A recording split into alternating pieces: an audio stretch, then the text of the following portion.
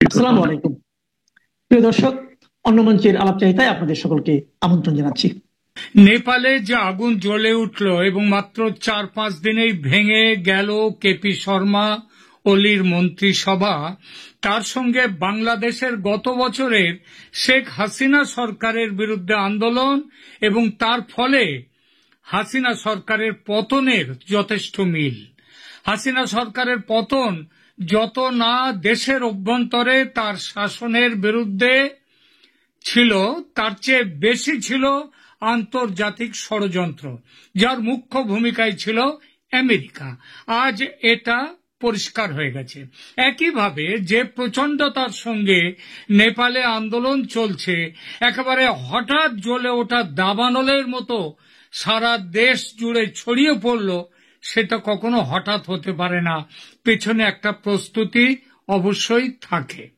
প্রশ্ন উঠেছে, বাংলাদেশের ক্ষেত্রে পেছনে ছিল আমেরিকা ও ডিপ স্টেটের পরিকল্পনা, নেপালের ক্ষেত্রে এই পরিকল্পনা কার? নেপালের উপর যে দেশগুলো নজর, তার মধ্যে দুটো দেশ সবার আগে, ভারত ও চীন। তারপরের নামটি আমেরিকার, চতুর্থ নামটি পাকিস্তান। এদের সঙ্গে আরো একজন, সেই আরো একজন হচ্ছেন রাজা জ্ঞানেন্দ্র। তিনি ফিরতে চান দেশে রাজা হয়ে, রাজার ভূমিকায়। এদের মধ্যে কে বা কারা এই আন্দোলনের পেছনে থাকতে পারে, দেখা যাক সেই বিষয়টি। গোয়েন্দা গল্পে খুনিকে ধরার জন্য যে পদ্ধতিতে এগোয় গোয়েন্দা, সেই পথেই চলা যাক। সম্ভাব্য অপরাধীর তালিকা থেকে এক এক করে নাম ছেঁটে যেভাবে তালিকা ছোট করে আসল অপরাধীর কাছে পৌঁছানো যায়, সেভাবে এগোলে প্রথমে বাদ দিতে হয় যাকে, তার নাম হলো চীন। চীনকে বাদ দেওয়ার কারণ, প্রধানমন্ত্রিত্ব থেকে সদ্য পদত্যাগে বাধ্য হওয়া কেপি শর্মা ওলি ছিলেন চীনের নিজস্ব লোক। তিনি একদিকে চীনের অত্যন্ত কাছের, আবার অন্যদিকে ভারত থেকে অত্যন্ত দূরের। গত বছর ক্ষমতায় বসে তিনি চিরাচরিত প্রথা ভেঙে ভারত সফরে আসেননি, চীনে গিয়েছিলেন। গিয়ে ওয়ান চায়না নীতিতে সমর্থন জানিয়ে এসেছিলেন। এছাড়া চীনের বেল্ট অ্যান্ড রোড ইনিশিয়েটিভকে, এই ইনিশিয়েটিভে নেপালকে যুক্ত করেছেন। পোখরা বিমানবন্দর তৈরি করেছেন চীনকে দিয়ে, চীনের টাকায়। চীনের কাছ থেকে বিপুল পরিমাণ ঋণ নিয়েছেন। নেপালের বিভিন্ন প্রজেক্টে চীনের রমরমা এখন। বহু চীনা এখন নেপালে থাকে। অনেকটা হাসিনা আমলে বাংলাদেশে ভারতের যেমন সক্রিয়তা ছিল, তফাৎ হাসিনা ভারতকে কাছে টেনেছিলেন, কিন্তু চীন, রাশিয়া, এমনকি যুক্তরাষ্ট্রের সঙ্গেও সম্পর্ক রেখেছিলেন। সুতরাং যে শর্মা ওলি চীনের এত কাছে, কেন তার পতন ঘটাবে চীন? প্রশ্নই ওঠে না। আসি দ্বিতীয় নামটিতে, রাজা জ্ঞানেন্দ্র। জানুয়ারিতে নেপালে রাজতন্ত্র ফিরিয়ে আনার এবং দেশকে সাংবিধানিকভাবে আবার হিন্দু রাষ্ট্রে পরিণত করার একটা আন্দোলন বেশ জোরদার হয়েছিল এই বছরের গোড়ার দিকে। সে আন্দোলন স্থায়ী হয়নি। কেন? কারণ ভারত সমর্থন দেয়নি।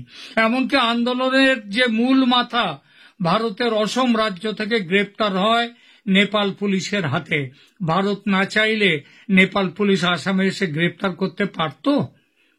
আসলে পৃথিবীর সবচেয়ে বড় গণতন্ত্রের দেশ হিসেবে ভারত রাজতন্ত্রকে ফেরাবার লড়াই সমর্থন করতে পারে না।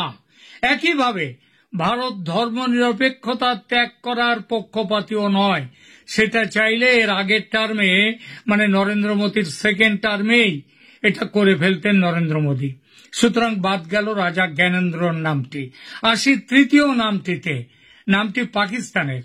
নেপালের বর্তমান অবস্থা নিয়ে যারা খবর রাখেন তারা জানেন, পাকিস্তানের গোয়েন্দা সংস্থা আইএসআই সেই 2008 সালে রাজতন্ত্র বিদায়ের কিছুদিন আগে থেকেই ভীষণভাবে সক্রিয় পাকিস্তানে। এর মূল কারণ ভারতের জন্য নানান ফ্যাসাদ তৈরি করা। কিছু নমুনা, সামান্য কয়েকটা নমুনা দিই তাদের সক্রিয়তার। প্রথমে নকল মুদ্রা পাচার। পাকিস্তানি দূতাবাসের কর্মকর্তারা এর মধ্যে ধরা পড়েছে এই ঘটনায়। 2000 সালে পাকিস্তানি দূতাবাসের কর্মকর্তা আসলাম সাবুর ভুয়া ভারতীয় 500 টাকার নোট বিক্রি করতে গিয়ে নেপাল পুলিশের হাতে ধরা পড়ে। তিনি 50,000 টাকার নকল নোট বিক্রি করছিলেন। 2001 সালে পাকিস্তানি দূতাবাসের প্রথম সচিব মোহাম্মদ আরশাদ চিমা 16 কেজি RDX নিয়ে গ্রেপ্তার হন। আমাদের ওখানে নয়, নেপালেই গ্রেপ্তার হন। তিনি নকল ভারতীয় মুদ্রা সরবরাহেও জড়িত ছিলেন, ধরা পড়েছেন। নেপাল এখন বাংলাদেশের পরিবর্তে নকল ভারতীয় মুদ্রার প্রধান ট্রানজিট রুট হয়ে উঠেছে। ভারতীয় রিজার্ভ ব্যাংকের তথ্য অনুযায়ী 2023 সালে 2,25,769টি এবং 2024 সালে 2,22,639টি নকল নোট শনাক্ত হয়েছে। এটা কিন্তু নোটের পরিমাণ, নোটের কত মূল্য সেটা নয়, যার বড় অংশের সঙ্গেই নেপালের যোগ, মানে নেপাল মারফত। এরপর আসি গুপ্তচর বৃত্তির কার্যকলাপে। সিম কার্ড সাপ্লাই র্যাকেট। সেপ্টেম্বর 2025 সালে দিল্লি পুলিশ এই কয়েকদিন আগে 43 বছর বয়সী নেপালি নাগরিক প্রভাত কুমার চৌরাশিয়াকে গ্রেপ্তার করে। তিনি আধার কার্ড ব্যবহার করে 16টি ভারতীয় সিম কার্ড সংগ্রহ করে নেপালের কাঠমান্ডু হয়ে পাকিস্তানের ISI এর কাছে পাঠিয়ে দিয়েছেন। এর মধ্যে 11টি সিম লাহোর ও বাওয়ালপুরে পাকিস্তানে সেখানে সক্রিয় ছিল। এছাড়া জটিল গুপ্তচর বৃত্তির নেটওয়ার্ক তৈরি করেছিল ISI। 2025 সালের ফেব্রুয়ারি মাসে নেপালি নাগরিক আনসারুল মিয়া আনসারি গ্রেপ্তার হন। তার কাছ থেকে গোপনীয় ভারতীয় সেনাবাহিনীর নথি, ট্রেনিং ব্রোশিওর এবং fighting in built up areas শিরোনামের সামরিক ম্যানুয়াল পর্যন্ত উদ্ধার করা হয়। সন্ত্রাসবাদী কার্যকলাপের ঘটনা বলি। আব্দুল করিম তুন্দার ঘটনা। 2013 সালে ভারত নেপাল সীমান্তে গ্রেপ্তার হওয়া লস্করে তৈবার শীর্ষ সন্ত্রাসী আব্দুল করিম তুন্দা, তিনি নেপাল রুট ব্যবহার করে ভারতে অনুপ্রবেশের জন্য খ্যাত।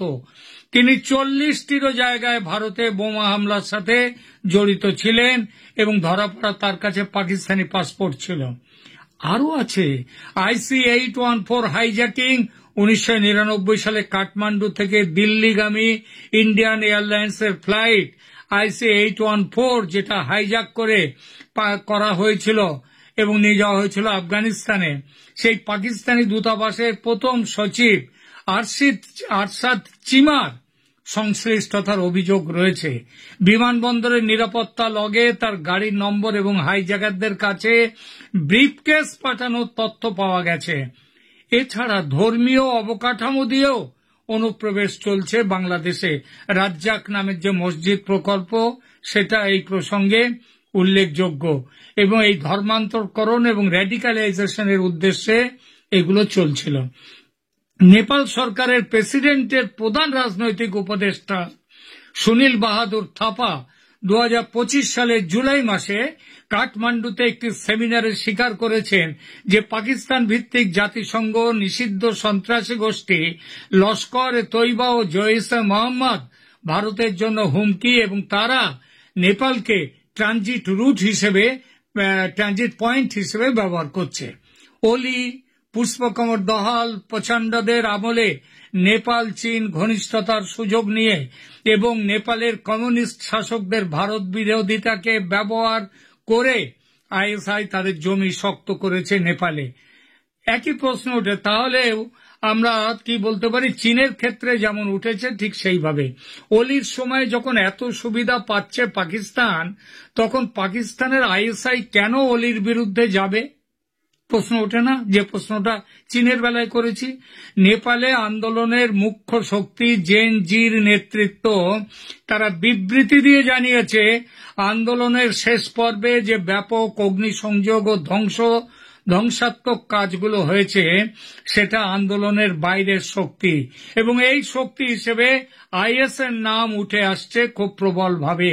তবে এটাও ঠিক, আন্দোলনের শুরুর সঙ্গে তাদের যোগ ছিল না, তাদের যোগ কেবল ধ্বংসের কাজে। এরপর নেব আমেরিকার নাম। এই যে ওলি সরকার সোশ্যাল মিডিয়ার অ্যাপগুলো বন্ধ করলো, এর পেছনে ওলির প্ল্যান ছিল ওই জায়গায় চীনা কোম্পানি নিয়ে আসা। আর এটাই হয়ে গেল এই আন্দোলনের ট্রিগার পয়েন্ট। এছাড়া বিআরআই নিয়ে আমেরিকার সঙ্গে সংঘাত ছিল, এসব কারণের যে কোনো গুরুত্ব নেই তা কিন্তু নয়। কিন্তু ভারতের গোয়েন্দা সূত্র শুধু নয়, নেপালের গোয়েন্দা সূত্র পর্যন্ত আমেরিকার সম্পৃক্ততা নিয়ে কোনো অভিযোগ এখনো অবধি করেনি। যদিও ডিপ স্টেটের নাম চলছে, কিন্তু তার কোনো প্রমাণ কিংবা কোনো রকম সূত্র কিন্তু পাওয়া যায়নি। তাই এই মুহূর্তে আমেরিকার নাম পুরোপুরি বাদ না দিয়ে, আমেরিকা এবং ডিপ স্টেটের নাম বাদ না দিয়ে একটা জিজ্ঞাসার চিহ্ন দিয়ে পাশে সরিয়ে রাখি, দেখি পরে কি হয়। শেষমেশ হারাধনের একটি ছেলে আর বাকি থাকলো, তার নাম ভারত।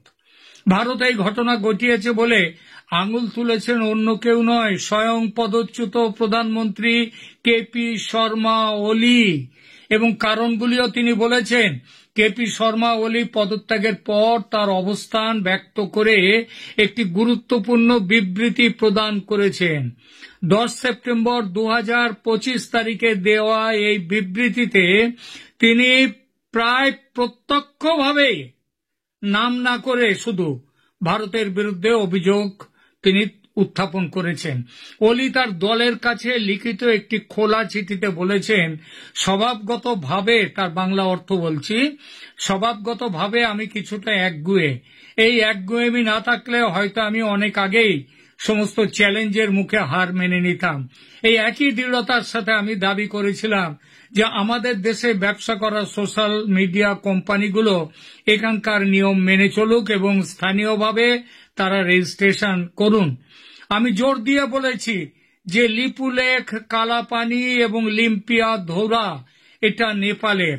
আমি দৃঢ়ভাবে বলেছি যে ভগবান শ্রীরাম নেপালে জন্মেছেন, ভারতে নয়, যেমনটি শাস্ত্রে বলা হয়েছে।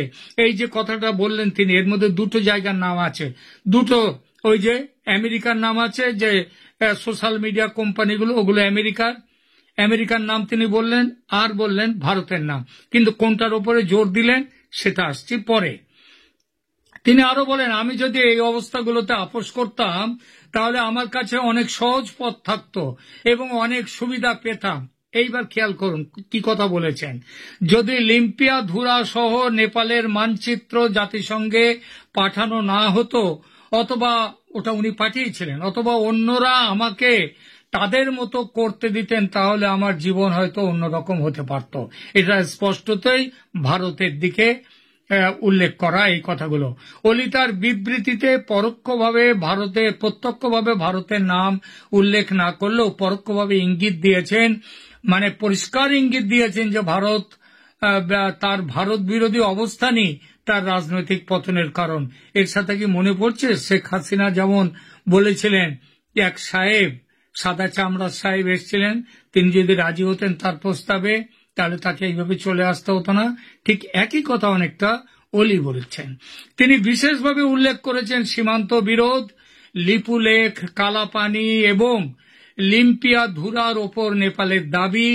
ধর্মীয় বিতর্কে তিনি তুলেছেন ভগবান রামের জন্মস্থান নিয়ে, যে ভগবান রাম নেপালে জন্মেছেন। কূটনৈতিক পদক্ষেপ তিনি করেছেন, জাতিসংঘে নেপালের মানচিত্র পাঠিয়ে তিনি ভারত বিরোধিতার একটা বড় রাস্তা খুলে দিয়েছেন। বিভিন্ন সূত্র উল্লেখ করেছে যে ওলি বর্তমানে কাঠমান্ডুর কাছে শিবপুরী সেনা ব্যারাকে অবস্থান করছেন।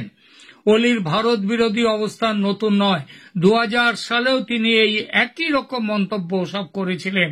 কালাপানি বিরোধ করেছিলেন এবং শুধু বলেছিলেন আমরা যে কোনো মূল্যে এই ভূমি ফিরে পাবই, এবং চীনের সাহায্য তিনি এই ব্যাপারে নেওয়ার কথা বলেছেন।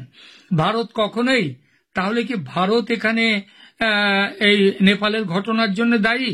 দেখুন, ভারত কখনোই এই ঘটনার দায় নেবে না, কোনো দেশই নেয় না। কিন্তু ঘটনার গতি প্রকৃতি দেখে এটা বলা যায়, ওলির সরকার চলে গেলে এবং তার জায়গায় কমিউনিস্ট বিরোধী কোন সরকার, বিশেষভাবে ভারতপন্থী কোন সরকার নেপালে প্রতিষ্ঠিত করতে পারলে ভারত অনেকটাই সুরক্ষিত থাকে। আর নিজেকে সুরক্ষিত রাখার অধিকার তো সবার আছে। সেই হিসেবে শ্রীমতী সুশীলা কার্কি প্রধানমন্ত্রী হলে ভারত আপাতত নিশ্চিন্ত। এবার নেপালের দিক থেকে সমস্যা নয় মিটল, তারপর পূর্ব সীমান্ত বা বাংলাদেশে কি নজর দেবে এবার ভারত? নজর যে দেবে তার গন্ধ কিন্তু স্পষ্ট পাওয়া যাচ্ছে। এর আগে একাধিক ভিডিওতে আমি বলেছি, একেবারে অন্য উপায় না থাকলে একমাত্র তখনই ভারত সৈন্য অভিযানে নামবে, তার আগে নামবে না। ভারতের প্রথম পছন্দ এখন হচ্ছে বাংলাদেশে নির্বাচন, তার আগে নানা রকম বাণিজ্যিক বাধা নিষেধ আরোপ করে বাংলাদেশের ওপরে চাপ সৃষ্টি করেছেন, অর্থনীতিতে প্রবলেম এনে দিয়েছেন। এরপরে ভারতের প্রথম পছন্দ বাংলাদেশের নির্বাচন, যেখানে আওয়ামী লীগ থাকবে। ভারতীয় সমস্ত গোয়েন্দা সূত্র জানাচ্ছে স্বচ্ছ নির্বাচন হলে আওয়ামী লীগ ক্ষমতায় ফিরবে, সমস্যার শেষ হবে। যদি আওয়ামী লীগ নির্বাচনে প্রতিদ্বন্দ্বিতার সুযোগ না পায়, বাংলাদেশের জেনজি, ছাত্রলীগ এবং সাধারণ মানুষ বাংলাদেশকে নেপাল করে তুলবে। দেশ জুড়ে যে ঝটিকা মিছিল চলছে তা থেকে কোনো সংকেত পাচ্ছেন না, এটা শুরু। এরপর আন্দোলন সফল করার জন্য যা যা করার দরকার ভারত অবশ্যই করবে। অপেক্ষা করার বা চুপ করে দেখে যাওয়ার অবস্থান থেকে সরে আসছে ভারত, সেটা স্পষ্ট। আপাতত এখানেই রাখছি।